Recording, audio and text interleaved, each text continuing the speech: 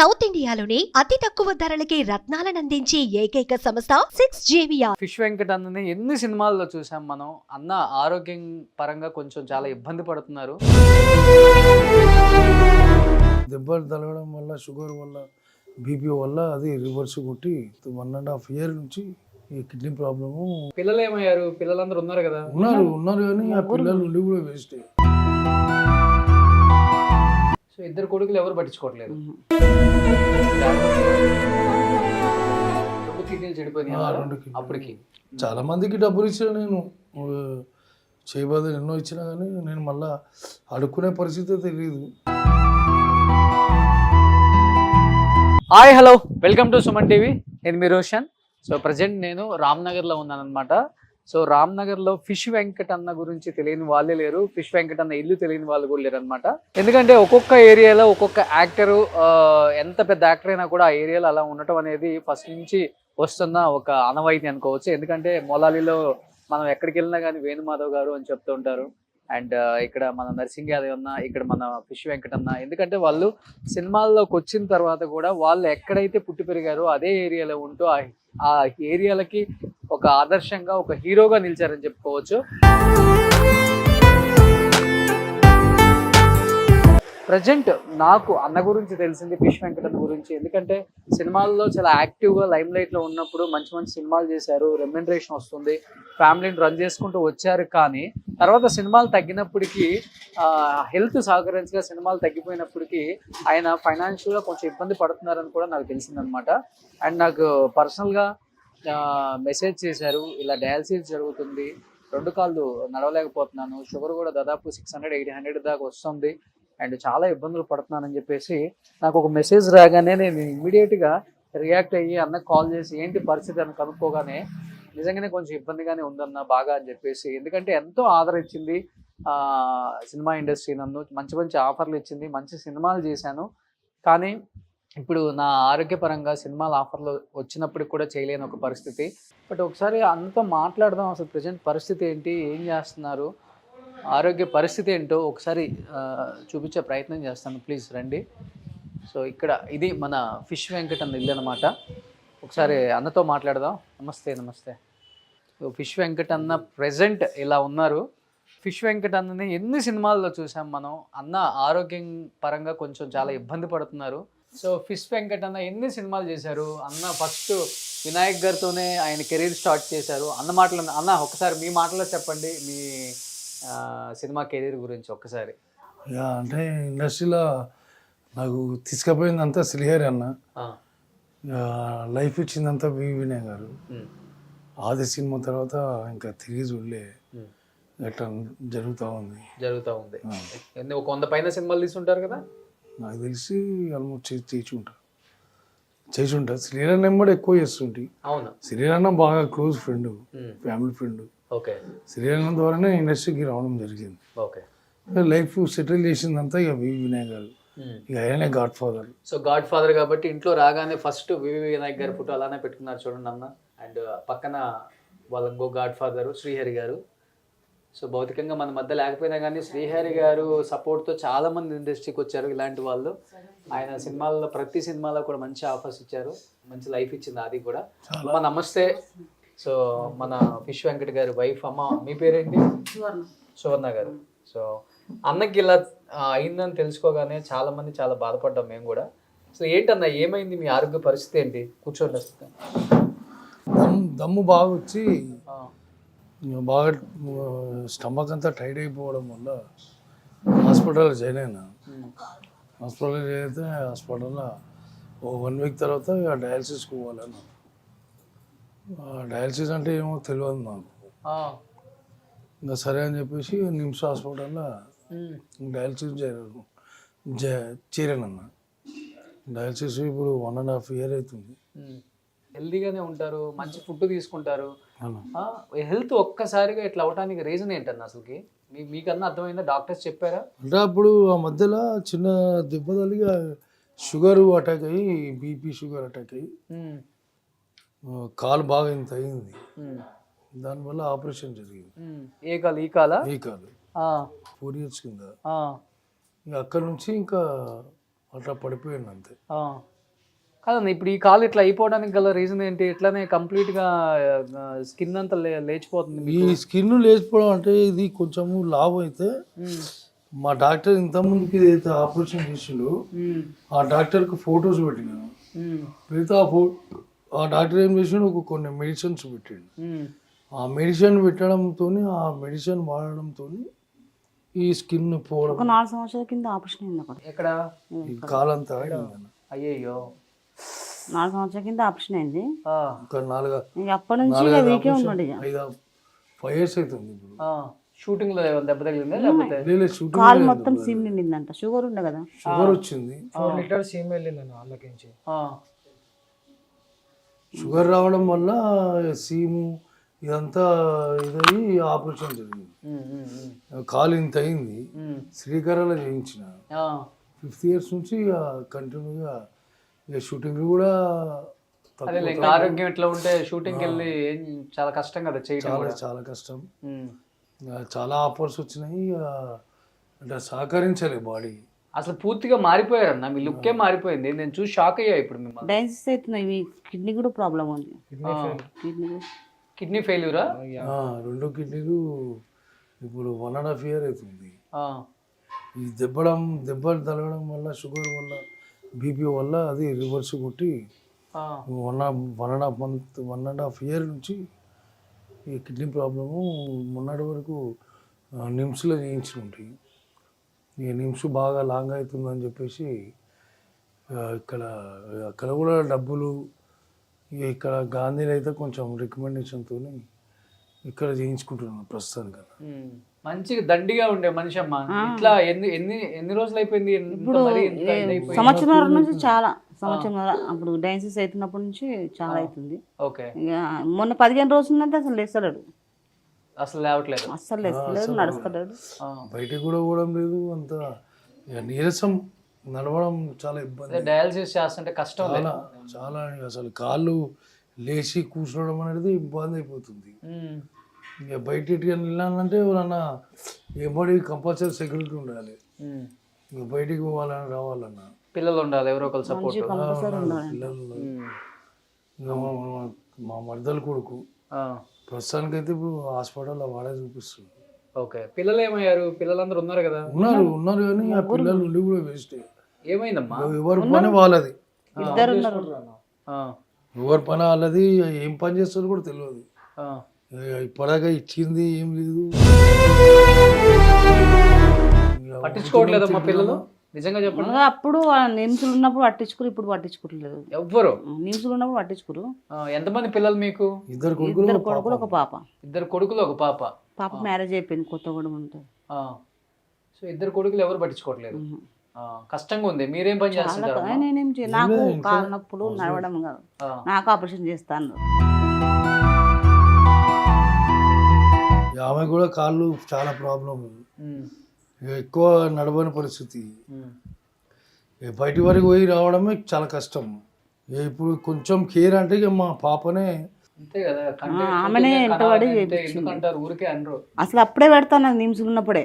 ఈయన వద్దన్నాడు. అదేలే, మనం ఎప్పుడు పెట్టించేయగానే అడిగించేయి కదా అయింది. అడగాలంటే చిన్నతనంగా ఉంటుంది పాపం. ఎందుకంటే అలా బతికిన వ్యక్తి కదా ఆయన. ఇవాళ అడగాలంటే నిజంగానే బాధ అనిపిస్తుంది ఎవరికైనా కానీ. రాగానే అనిపించింది నాకు కూడా. ఎలాంటి సినిమాలు చేశారు, ఎలా ఉండేవాళ్ళు? చేయి చేసే వ్యక్తి కాదు మీరు అసలు. ఇంకా ఆయన్ని అందరికి ఇస్తాడు. ఒకసారి లైఫ్ లో అన్ని జరుగుతుంటాయి అన్న, అటు ఇటు 2 జరుగుతుంటాయి. దేవుడు పరీక్షిస్తుంటాడు. దానికి డౌన్ అవ్వద్దు అస్సలకి. ఇండస్ట్రీ వాళ్ళకి తెలియదు నిజంగా ఎంత ప్రాబ్లం ఉందని. మేబీ తెలిస్తే అందరూ దీనికి రియాక్ట్ అయ్యి మీకు సపోర్ట్ చేస్తారు. ఎందుకని ఇన్నాళ్ళు దాచారు మరి దీన్ని అసలుకి? అంటే చెప్పుకోలేను. ఎప్పటివరకు నేను ఎవరికి చెప్పుకోలేను. నాది అన్నట్టు ఉంటుంది తప్ప ఎవరికి చెప్పుకోలేను. డాడీ ఏంటంటే డాడీ గారికి కూర్చున్న కాడికి అందరూ వస్తున్నారు. ఉన్నారు కదా. ఫిష్ వెంకట్ అంటే హీరో ఈ ఏరియాకి, రామ్నగర్కి. అమ్మ నైట్ బాగా ఇబ్బంది పడుతున్నాడా మరి? అసలు వండుకోడు, అసలు రాత్రి అంతా వండుకోడు. నాకేం చేత కాదు. ఇక పాపనే వచ్చి ఉంటుంది ఊకే, కానీ ఆమె కూడా ఎన్నిసార్లు అని ఊకే వచ్చి ఉంటుంది. అవునవును. ఇప్పుడు పోయి కూడా 15 రోజులు అవుతుంది అంతే. అక్కడ ఉండి కూడా ఆమె అన్ని ఆర్డర్లు చేస్తుంది, టిఫిన్ అయినా ఏదన్నా. కానీ ఇద్దరు మగపిల్లల మటుకు పట్టించుకోవడం. అంటే నిమ్స్లో ఉన్నప్పుడు పట్టించుకురు. ఇప్పుడే మరి ఇంటికన్నా వస్తున్నారా? వస్తారు, ఏడుగోరు. ఇప్పుడే పోయిన పెద్ద ఇప్పుడే పోయిన పెద్ద అయినా ఇంకొక నల్లనే అంతా క్లియర్, అంతా క్లియరే. ఇక ఇచ్చుడు ఇవన్నీ ఏమి ఉండదు. ఫైనాన్షియల్ గా సపోర్ట్ చేయాలి, ఏం లేదు. ఫైనాన్షియల్ గా అసలు సింగిల్ ఇంపి కూడా సపోర్ట్ లేదు. మన దగ్గరికి ఏం ఈ తీసుకుంటారు. 15 రోజులు అయితే అస్సలు లేస్తలేడు ఆయన. అది నాకు చాలా భయం వేసి మా బిడ్డ కూడా బాధపడి గుప్తాకు ఫోన్ చేసింది. అసలు చెప్పొద్దు అన్నాడు, ఎవ్వరు చెప్పొద్దు అన్నాడు, అందరికి తెలిస్తే బాగుండదు. గుప్తనే మళ్ళీ ఆయన ఫోన్ చేసి అన్న ఇట్లా సంగతి మా డాడీ లేస్తలేడు అని చెప్పి తీసుకురావడం జరిగింది. చెప్పుకోవడంలో తప్పే ఉందమ్మా. మనం ఎవరిని ఏం చెప్పొద్దు అడగట్లేదు అంటాడు. కదా. అసలు నీమ్స్ ఉన్నప్పుడే చెప్దాం అనుకున్నాం, వద్దన్నాడు, అస్సలు వద్దన్నాడు. అప్పుడు కూడా ఆఫర్లో వచ్చినాయి షూటింగ్, నిమ్స్లో ఉన్నప్పుడు కూడా. ఇక చెప్పకంటే చెప్పలేము. ఇప్పుడు ఇంకా చాలా పరిస్థితి చాలా అయిపోయింది. అప్పుడు అందరూ 20 దాకా వీళ్ళందరూ వచ్చారు చూడడానికి. ఇప్పుడు ఎంత ఖర్చు అయిందన్న? ఇప్పుడు 18-20 లక్షలు దాకా అయింది. 20 లక్షలు ఖర్చు అయింది. మీ వరకు ఉన్నది వరకు పెట్టారు. అంటే ఒక్కొక్క హాస్పిటల్ 4-5 హాస్పిటల్ తిరిగినాము. ఏ హాస్పిటల్ పోయినా 2 లక్షలు 3 లక్షలు. ఇంకా నిమ్స్లో అయితే 6 లక్షలు దాకా అయినాయి. ఊరికే ఏముండదు, ట్రీట్మెంట్ ఉండదు, ఏముండదు. వారం రోజులు 10 రోజులు పెట్టుకోవాలి. కాలు ఇంత ఉన్నది, ఇంత అవుతుంది, మళ్ళీ ఇంత అవుతుంది, వేరే హాస్పిటల్కి వెళ్ళిపోవాలి అంతే.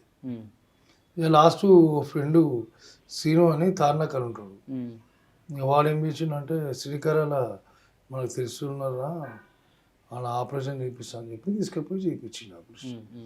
4 ఆపరేషన్లు చేయించి ఇంత ఉన్నది, ఇంత అయింది. ఇంకా దాని తర్వాత కొన్ని రోజుల తర్వాత ఆగ్రాలో షూటింగ్ చేసినట్టు. ఓకే. లాస్ట్ మూవీ ఏం షూట్ మీది?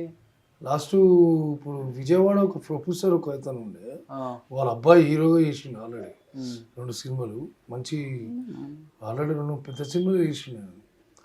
ఇక ఆయన, నేను, రావు రమేష్, వినాయక కిషోర్ అందరూ కలిసి ఒక 4-5 డేస్ చేసినాం అన్న ఆగ్రాలో.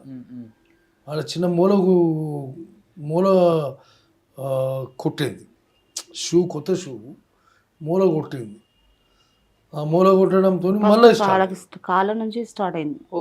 ఫస్ట్ ప్రాబ్లం స్టార్ట్ అయింది. ఇంకా అప్పటి నుంచి ఇక కాళ్ళు కూడా ఇక ఆయాసం.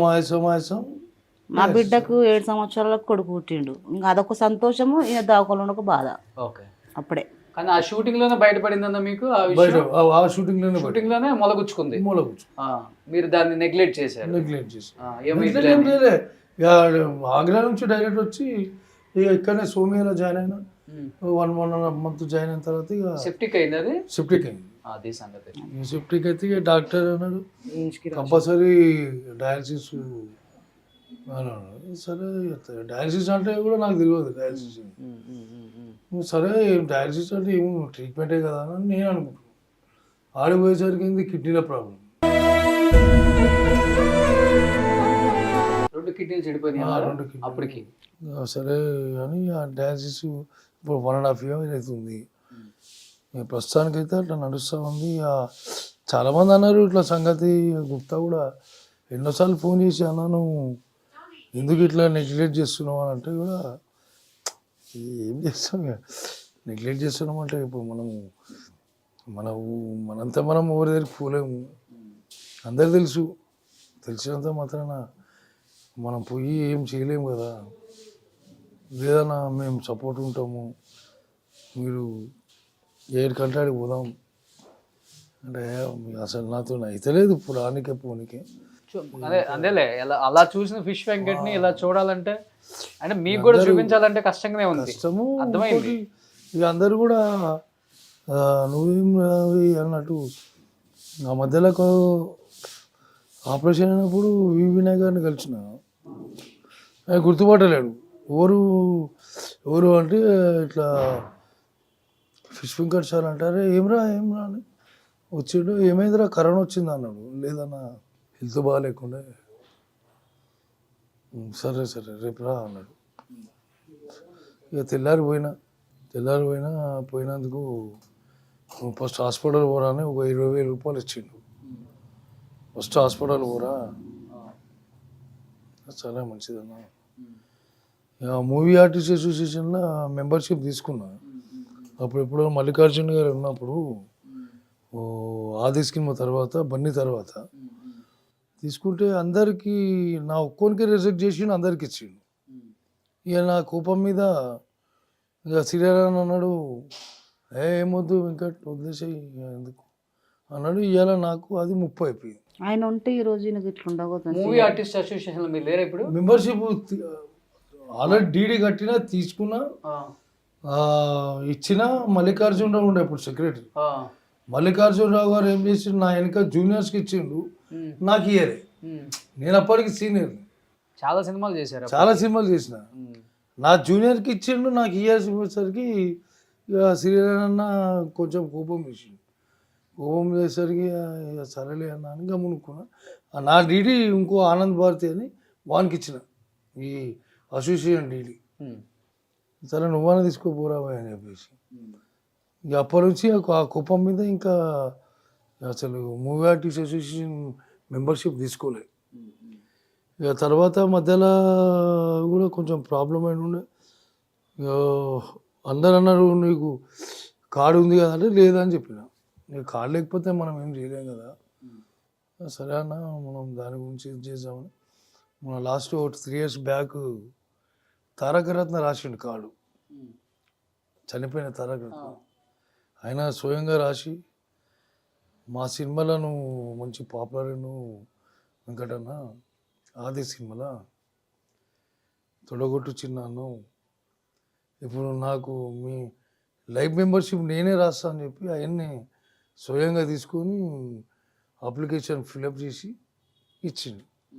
అది కూడా తీసుకోలేదు. అంటే తీసుకోవాలంటే ఇబ్బందికరంగా ఉండి డబ్బులు ఇక సరేలే తీసుకుందాం. ఆ ఎస్వై ఒక షూటింగ్ చేస్తున్నట్టు, ఆ ఎస్వైలో డబ్బులు వచ్చేట్టున్నాయి కదా, దాంతో తీసుకుందాం అనుకున్నా, తీసుకోలేకపోయినా. ఇక అది అట్లా జరుగుతుంది ఇక్కడ దాకా వచ్చిందన్న. కాదన్న ఇప్పుడేమో సినిమా షూటింగ్కి వెళ్ళట్లేదు, బయటకు వెళ్ళే ఓపిక లేదు, కుటుంబాన్ని పోషిస్తుంది మీరేనమ్మా. అక్కడిక్కడ ఫిష్ మార్కెట్కి వెళ్తున్నారా? వస్తుంది, ఫిష్ మార్కెట్కి వస్తుంది.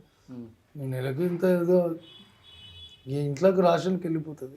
ఎంత అవుతుంది హాస్పిటల్కి? డయాలసిస్ డైలీ చేయాలి కదా, ఎన్నిసార్లు చేస్తున్నా డయాలసిస్? అంటే అంతకుముందుకు 3,000 చెల్లాను నేను. ఇప్పుడు గవర్నమెంట్కి ఎంట్రీ అయిన తర్వాత ఇంకా డబ్బులు ఏం తీసుకోవడం ఏం లేదు. డబ్బులు కొంచెం మినిస్టర్స్ వీళ్ళంతా పద్మరావు వీళ్ళంతా బాగా పరిచయస్తులు మనకు, అంటే చిన్నప్పటి నుంచి పరిచయస్తులు. తెలంగాణ ప్రభుత్వం ఉన్నప్పుడు పద్మరావు గారు ఒక 5 లక్షల రూపాయలు CMR ఇప్పించిండు. అప్పుడు నిమ్స్లో ఇచ్చిండు. అప్పుడు నిమ్స్లో ఇచ్చిండు. కూర్చొని తింటే కొండలైన తరిగిపోతాయి. 5 లక్షలు అక్కడనే అయిపోయినాయి, హాస్పిటల్లోనే అయిపోయినాయి. ఆల్రెడీ తీసుకున్నది. చాలా మందికి డబ్బులు ఇచ్చిన నేను, చేయబోదు ఎన్నో ఇచ్చినా కానీ నేను మళ్ళీ అడుక్కునే పరిస్థితి తెలియదు. కాకపోతే ఏంటంటే ఎవరి పరిస్థితి ఎట్లుంటుందో ఎవరికి తెలియదు కదా. సరే మంచిగా ఉన్నప్పుడు ఎంతో మంది వస్తుండే, ఇప్పుడు ఎవరు వస్తుంది? మంచిగా ఉన్నప్పుడు ఎంతో మంది వస్తుండే, 100 మందికి సహాయం చేసి దోస్తులు వాళ్ళు వీళ్ళందరూ కాల్ చేసి ఆయన గురించి ఇట్లా ఉందని ఫోటోలు పంపించింది కూడా నేనే. యాక్చువల్ ఏంటంటే నేను మీ వీడియోస్ ఫాలో అవుతుంటా. వీళ్ళ పాప మ్యారేజ్ కాంట్రాక్ట్ చేసింది నేనే. నేను వెడ్డింగ్ ప్లానర్ని, ఆర్టిస్ట్గా కూడా చేస్తా. ఫుల్ టైం నాకు కూడా ఫ్యామిలీ ఉంది కదా, ఈ షూటింగ్ చేస్తే అమౌంట్ సరిగ్గా రావట్లేదని ఈవెంట్సే ఫుల్ టైం చేస్తున్నాను. అన్న వాళ్ళ పాపది కూడా నేనే చేసింది. అట్లా కాకుండా అన్న చాలామందికి సహాయం చేసింది, నా కళ్ళతో చూసా.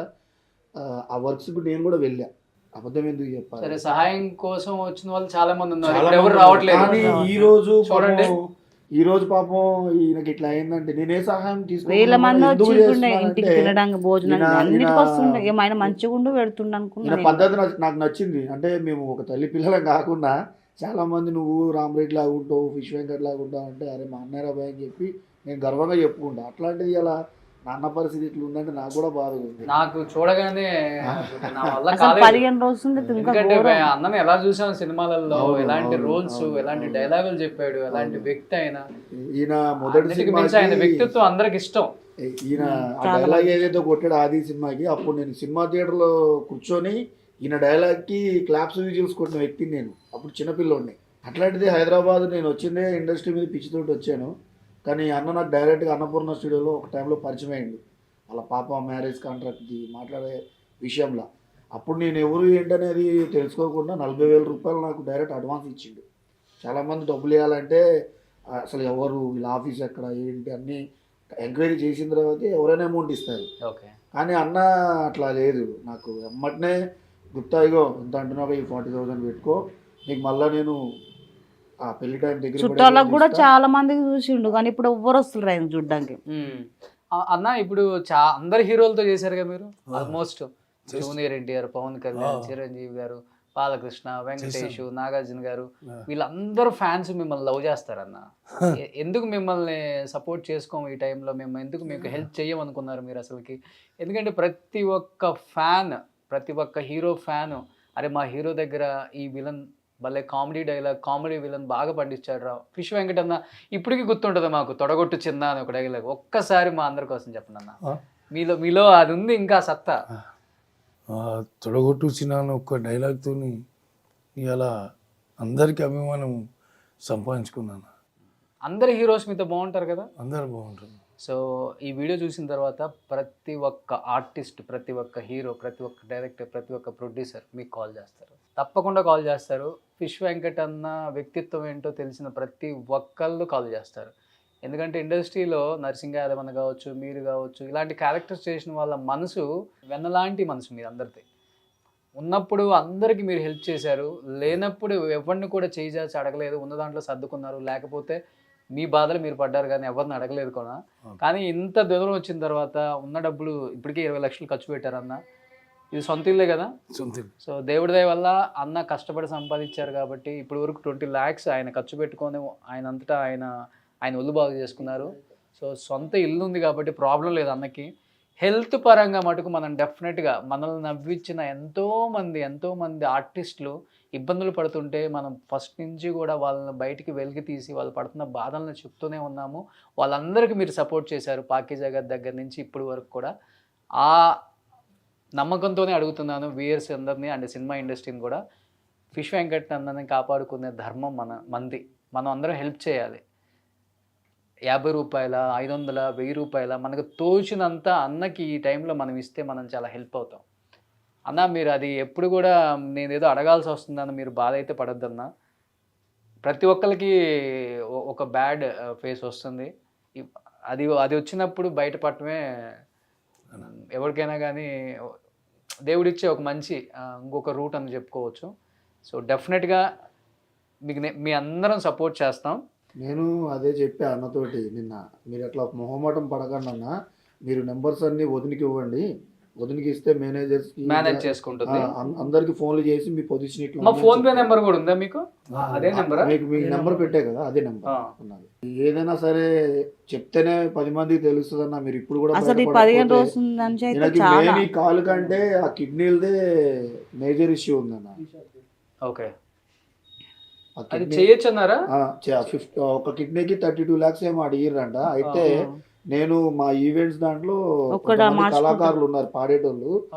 4 days బ్యాక్ రీసెంట్ గా అలా కొలీగ్స్ ఎవరో యాక్సిడెంట్ లో బ్రెయిన్ డెడ్ అయితే ఈ కిడ్నీలు ఇవి ఒక హాస్పిటల్కి దానం చేశారు.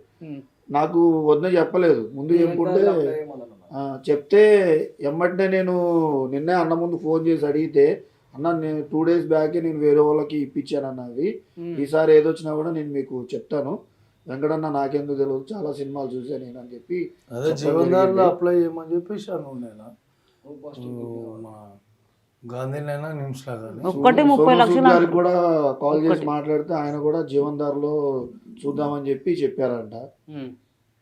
ఇప్పుడు సోను సూద్ గారు కూడా కొంచెం పెద్ద మనసు చేసుకొని కొంచెం ఈయనకి అన్ని విధాలుగా, అంటే చాటి కళాకారుడిగా ఆయన ఒక్కడే కాకుండా, ఇప్పుడు మీరు ఒక ఇంటర్వ్యూ చేశారు మొన్న పొన్నం బాల గారిది, నేను ఒక్కసారి చిరంజీవి గారు ఎంతో సహాయం చేశాడు. అట్లాంటిది చిరంజీవి గారితో ఈయన చాలా సినిమాలు చేశారు.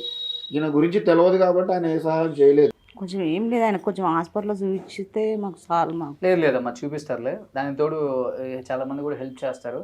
ఆ వచ్చినాయి మీరు జాగ్రత్త చేసుకోండి, మిగతా నేను ఇండస్ట్రీలో మాట్లాడతాను ఇప్పుడు హెల్ప్ చేసేది. అన్న ఫోన్ నెంబర్ కూడా పర్సనల్ నేను ఫోన్పే ఆయనకు ఉంది, డిస్ప్లే చేస్తాను. సో డెఫినెట్గా చెప్తున్నాను, ఎందుకంటే ఫిష్ వెంకట్ అన్న సినిమాలు చూసి మనం పెరిగామన్నమాట. చిన్నప్పటి నుంచి ఎన్ని సినిమాలు చేశారు ఆయన. ఇలాంటి ఒక పరిస్థితిలో అంటే ఆయన ఇప్పటి వరకు కూడా చెయ్యి చాచి అడిగే ఉద్దేశం లేదు ఆయనకి, అలాంటి క్యారెక్టర్ కూడా కాదు. ఎందుకంటే ఎంతోమందికి ఆయన హెల్ప్ చేశారు. అలాంటి ఒక గుణం ఉన్న వ్యక్తి, అలాంటి ఒక మంచి వ్యక్తిత్వం ఉన్న వ్యక్తి. అండ్ ఇప్పుడు కూడా అడిగే ఇష్టం లేకపోతే వేరే వాళ్ళు తప్పకుండా నువ్వు హెల్ప్ అడగాలి ఈ టైంలో, లేకపోతే చాలా ఇబ్బంది పడతావు హెల్త్ పరంగా అని చెప్తేనే ఆయనకు తెలియకుండా వాళ్ళ టీం మనకి పెట్టారు. బట్ అన్నకి డెఫినెట్గా హెల్ప్ చేస్తారు ఇండస్ట్రీ అని నేను నమ్ముతున్నాను. పెద్ద పెద్ద వాళ్ళు చాలామంది ఉన్నారు, ఆయన వర్క్ చేసిన పెద్ద పెద్ద హీరోస్ ఉన్నారు. మీ అందరూ ఆయనకి హెల్ప్ చేస్తే ఈ టైంలో ఆయన హెల్త్ పరంగా బయటపడి మళ్ళీ యాక్టివ్ అయ్యి సినిమాల్లో యాక్ట్ చేసే అంత శక్తి దేవుడు ఇవ్వాలని మనస్ఫూర్తిగా నేను కోరుకుంటున్నాను. అండ్ ఫస్ట్ నాతోనే స్టార్ట్ చేస్తున్నాను. అండ్ చూసే వ్యూయర్స్ కావచ్చు, నాకు ఎంతోమంది ఎన్నోసార్లు హెల్ప్ చేశారు నేను చేసిన ప్రతి ఒక్కరికి కూడా. అండ్ అన్న మీ నెంబర్ ఒకసారి చెప్పండి. 98493 98493 59 59 534. 534 ఫిష్ వెంకట్ అన్న. ఓకే. సో నాతోనే స్టార్ట్ చేస్తున్నాను అన్నకి.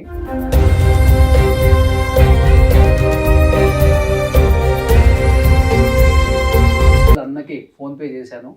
ఎవరికి తోచినంత వాళ్ళు 500, 100 రూపాయలు, 50 రూపాయలు, అసలు ఎంత అని కాదు. తెలుగు రాష్ట్రాలలో మనం 9 కోట్ల మంది ఉన్నాం. సో దాదాపు అందరికీ అన్న తెలిసిన వ్యక్తే. అన్నకి ఈ టైంలో మనం హెల్ప్ చేసి అన్నను మనం కాపాడుకుంటే ఒక వ్యక్తి జీవితాన్ని, ఒక కుటుంబం జీవితాన్ని, ఒక గొప్ప నటుడి జీవితాన్ని మనం కాపాడిన వాళ్ళం అవుతాం. కాబట్టి డెఫినెట్గా హెల్ప్ చేయాలని మనస్ఫూర్తిగా కోరుకుంటూ, అండ్ సినిమా ఇండస్ట్రీని మరీ చేతులు జోడించి అడుగుతున్నాను. ప్రతి ఒక్కరితో చేశారు కాబట్టి నాకు తెలుసు మీకు మంచి హెల్పింగ్ నేచర్ ఉంది. ఇండస్ట్రీలో ఉన్న అందరు యాక్టర్స్కి, మీకు తెలిసిన డాక్టర్స్కి, మీకు తెలిసిన హాస్పిటల్కి రిఫర్ చేసి ఆయన హెల్త్ క్యూర్ అయ్యి మళ్ళీ ఆయన చాలా చాలా ఎనర్జెటిక్గా అప్పుడున్న ఫిష్ వెంకట్ లాగా తిరిగి వచ్చి మీతో సినిమాలు చేయాలని మీరు కూడా మనస్ఫూర్తిగా కోరుకొని సపోర్ట్ చేయాలని మనస్ఫూర్తిగా కోరుకుంటున్నాను. అన్న thank you so much. At least ఇప్పటికైనా వేరే వాళ్ళ ద్వారా మాకు తెలిసేలా చేశారు. మీరు మళ్ళీ ఒక 3-4 monthsలో మళ్ళీ మా పాత ఫిష్ వెంకట్ లాగా మా అందరికి కనపడి మంచి మంచి సినిమాల్లో యాక్ట్ చేస్తారు. అక్క డోంట్ వరీ, చాలా హెల్తీగా ఉంటారు ఆయన ఆరోగ్యానికి ఏమి ఇబ్బంది లేదు, చాలా బాగుంటారు. మీరు అసలు వర్రీ అవ్వద్దు, మీరు చాలా ధైర్యంగా ఉండండి. ఆయన బాగా చూసుకోండి, అంతే. మంచి ఫుడ్ పెట్టండి, బాగా చూసుకోండి. అన్న వెంకటన్న మళ్ళీ గట్టిగా తిరిగి రావాలి, మంచి సినిమాలు చేయాలన్నా. ఓకేనా? Thank you.